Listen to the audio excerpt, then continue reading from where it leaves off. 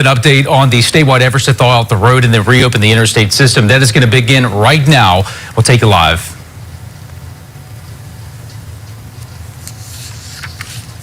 We've got some good news and maybe not so good news. Good news is I'm hoping that this is our last press conference on this winter event. The not so good news is that we've got definitely 2 more nights of extremely cold temperatures. Jay is going to give us a report on that. But tonight, while it may be a little bit warmer than last night, it's still going to be a hard freeze night. We continue to urge citizens to go to virtuallouisiana.gov for information. If you're going to be on the roadway, as those roadways start to thaw throughout today, they will refreeze tonight. And so if you do have to be on the roadways, make sure to go extremely slow. Use a lot of caution. Just don't get in a hurry to go anywhere. Look, I want to thank the citizens of the state. They have been real good for heeding the local and state warnings. A lot of people have stayed off the road, and for that, I do appreciate it. Our biggest threat on that roadway now is going to be black ice, which not only can be dangerous, but it can be deadly. We want to ensure that we can get out of this event the next couple of days with a limited number of injuries. Unfortunately, we did have a fire in the state that claimed the life of 2 of our citizens. And because of that, I want to just go over some heating safeties. Again, I want to remind people, do not use your gas or electric stoves to heat your homes. They're not designed for that. Ensure that you have a working smoke detector and a carbon monoxide detector. So again, if you hadn't checked it, check it again, because again, we've got 2 more nights of extremely cold temperatures. Remember the symptoms of carbon monoxide poisoning include headache, dizziness, weakness, upset stomach, vomiting, confusion. If you or someone starts to exhibit that, make sure to get the fresh air. Space heaters. I know that many of our stores and hardware stores are out of space heaters, which means that a lot of people are using them to heat their homes. Make sure you place that space heater on the floor and away from curtains, walls, or furniture. Don't leave it unattended. Keep it away from water. Never, again, leave it unattended. So when you go to bed at night, just unplug it. Get an extra blanket, plug it back up when you get up in the morning, and you can monitor it.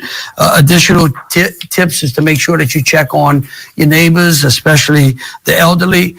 As the roads, and after Joe Donahue will go next. And so if you're looking to travel, make sure you go to 511la.org. There you can find up-to-date information on what roads are open. The Get a Game Plan app is really the best single point reference to be able to get information both on power outages, road closures, those roads that are going to be open, and of course tips for keeping yourself safe. So again, look, everyone in the state has done a phenomenal job. I want to give a big shout out to all of the DOTD workers, and especially again the team from Arkansas that has come to help us to clear our roadways. They have been working 24/7, and they're doing an unbelievable job. If we can just get out of the next 24 hours, I think we're going to be fine. We want everyone to be safe. And so with that, I'll turn it over to Jay. Well, thank you, Governor. And the numbers still coming in, but let's put this event in perspective. When we talk about snow for South Louisiana, this was the biggest snowstorm in more than 100 years. Get that bearing there, more than a lifetime in terms of duration. And how about those temperatures earlier this morning?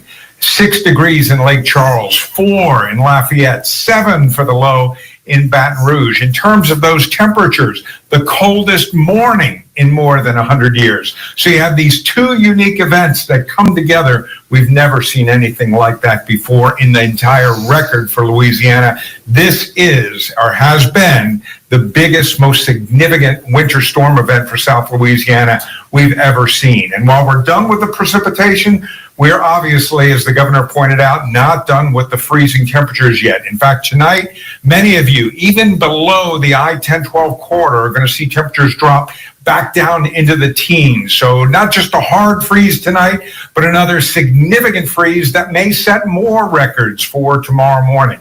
And we've still got a hard freeze for many of you as we go from Thursday night into Friday morning. So as the governor points out, please still be prepared for these bitter cold temperatures, maybe even a freeze on Saturday morning as well for a number of you. So the freeze event, the temperature part of this storm system isn't really over, although at least we're done with the snow. Now, don't be fooled by the fact that you've seen a lot of that snow dissipate during the day today. There are still pockets of snow on the roadways, and that's why we're asking you to be extra vigilant, extra careful if, and that's only if you absolutely have to get out on the roads. But folks, you've just experienced more than a lifetime kind of an event. And just keep in mind that the cold air, the bitter cold air, is still going to be with us for the next 2, if not 3 mornings. Thank you, Governor. Thank you, Jay. First of all, I would just like to extend an extreme amount of thanks to DOTD's district personnel, our emergency operations personnel, and the team that Arkansas DOT has sent over to assist us in our efforts in something that we are particularly unfamiliar with. The good news is that all of our efforts has resulted in a lot of progress. We do have a closure currently on a small portion of I-10 that is east of Lake Charles, which is expected to clear earlier or later this evening. And so we will have reestablished all of our primary designated routes.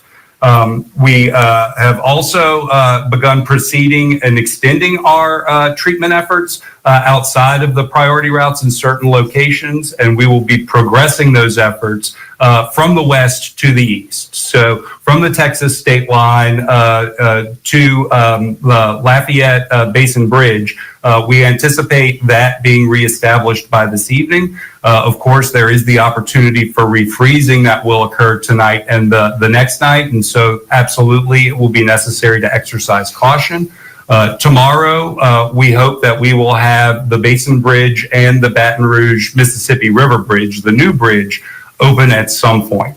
It will not be likely until Friday that we are able to reestablish the Bonnet Carré Spillway and the twin spans in New Orleans. But I am happy to also report that as of right now, the Crescent City Connection is open, as well as the Luling Bridge, will be open tomorrow. And so given the chance of refreezing tonight, just ask that everyone be patient for a little longer. We are almost through this. There was a significant amount of melting that went on today, making travel much safer than it has been in the last couple of days, but it will still be dangerous, particularly during those periods of freezing temperature. And so, for a couple more days, just asking to exercise caution, particularly as those temperatures fall below freezing. Thank you. Good afternoon. I'm Colonel Robert Hodges, Superintendent, Louisiana State Police. As many area roadways and interstate systems remain closed and unsafe, we continue to urge our residents to avoid unnecessary travel.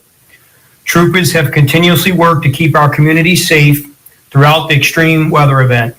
However, it's everyone's responsibility to prioritize safety. As of this afternoon, troopers have responded to over 100 weather-related calls for service and numerous crashes across the state.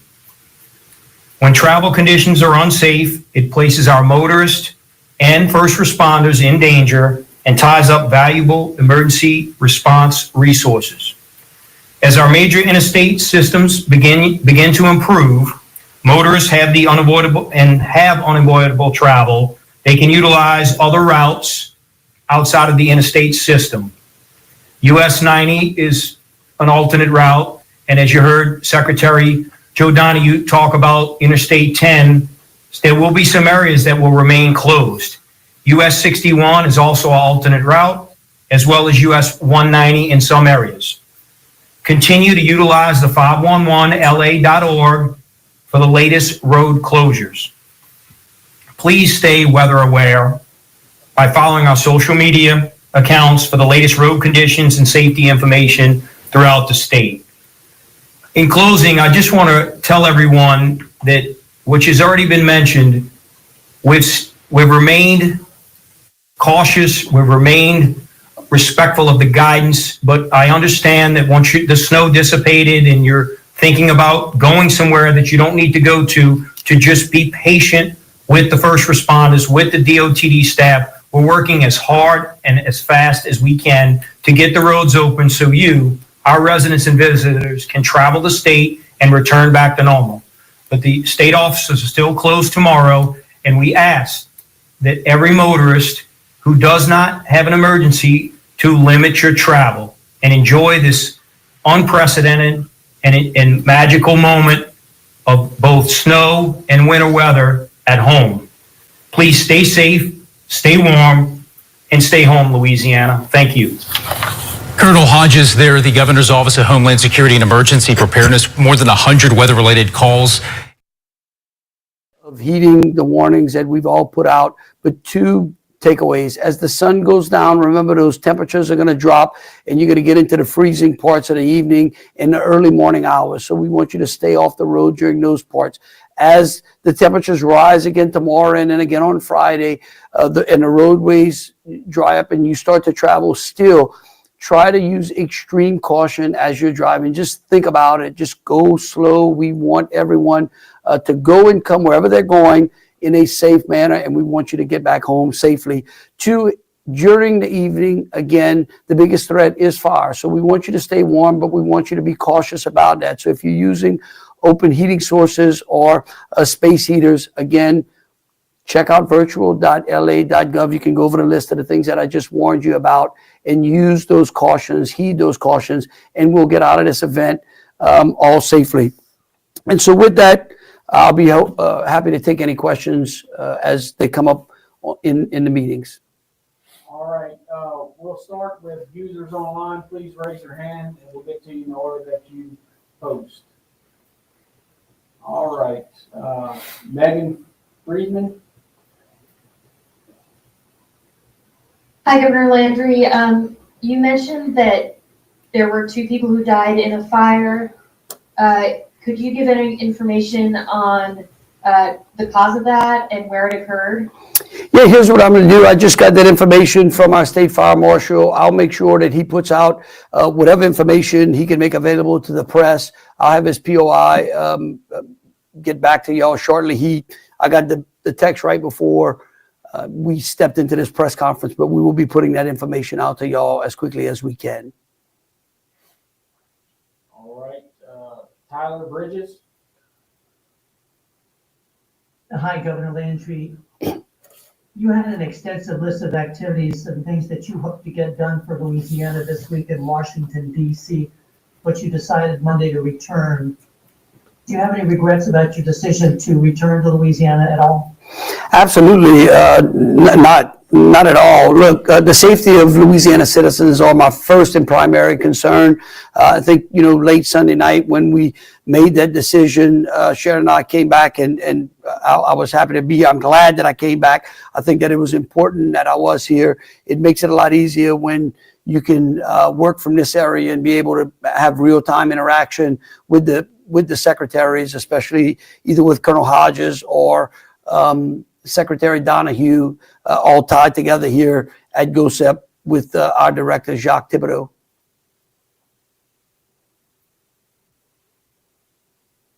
All right, Maria Vasquez.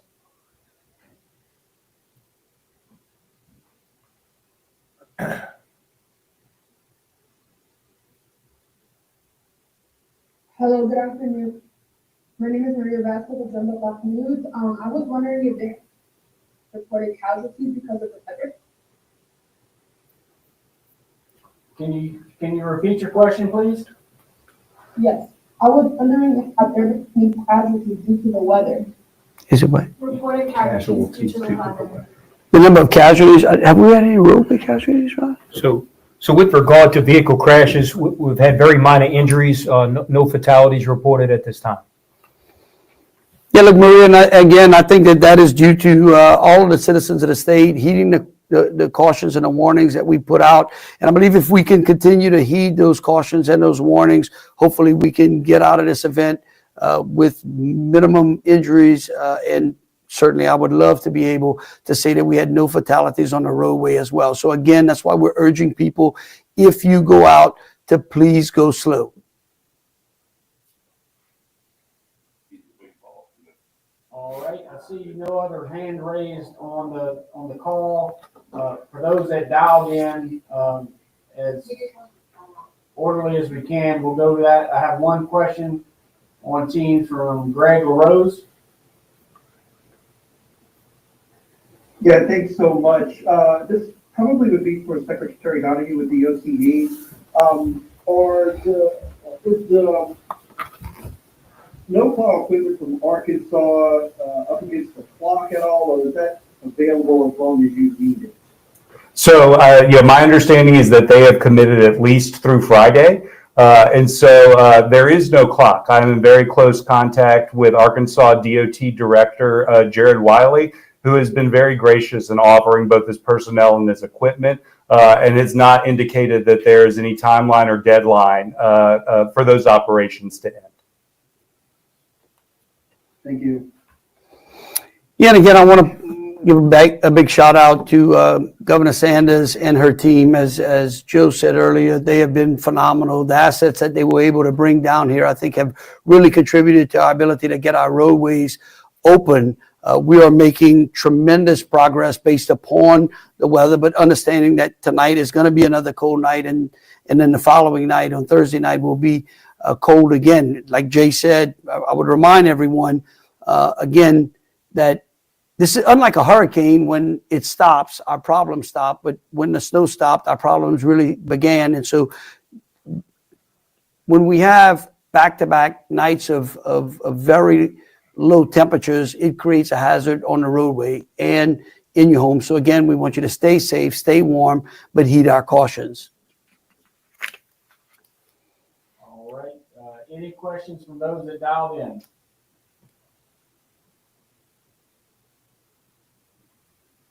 All right. All right, well, I want to thank the press again for participating in this team's press conference. It really helps us to be able to get this information out to y'all in this manner without having to put y'all on on the roadway in the face of danger. Again, I want to thank the citizens of the state for heeding our warnings and cautions. Again, I would urge them, as the sun goes down, stay off the roadway in the early morning hours as well. Try to limit your travel. As the day warms up, even if you are traveling, make sure that you proceed with caution. Thank you.